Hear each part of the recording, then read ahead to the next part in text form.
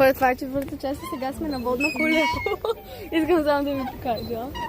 5 хора сме. Те е седнала тук. Сега потегляме. Много яко. Жуе стена. И вече сме в езерото. Много е яко. Чао! Ние сме се скрили на сянка. Дари, давай, кажи му да се махне. Махи се! Гадай, лебед! Махи се! То върви по нас! Мамо, то върви по нас! Върви по нас! Как няма?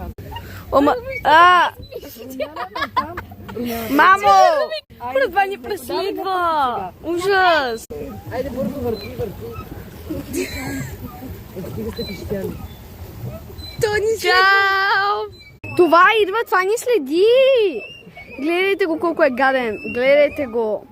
Ма сега нещо може ли да стане, мамо? С този. Но той е много близо. Ето. Махни се!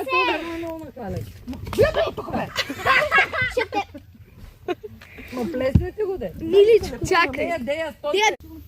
Сега като скочи на лодката ще питам. И Румя ще скочи в езер.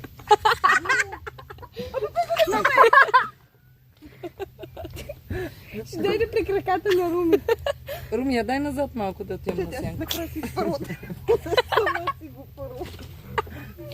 Не, дари, не. Плашиме го. И по-добре. Но той пак ги следи. Идват още. Мама! Сега идва към мама. Не се! Паднати от лебеди. Не, тея, стой. Чао!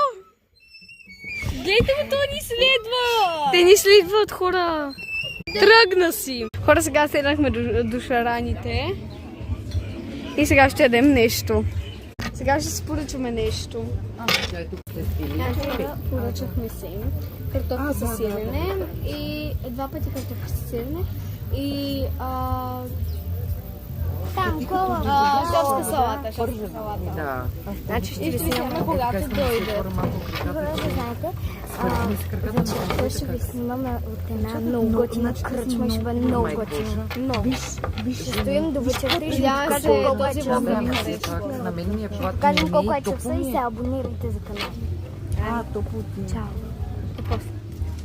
Станеме 100 последователя, с Дари ще снимаме нов влог и нови видеа заедно.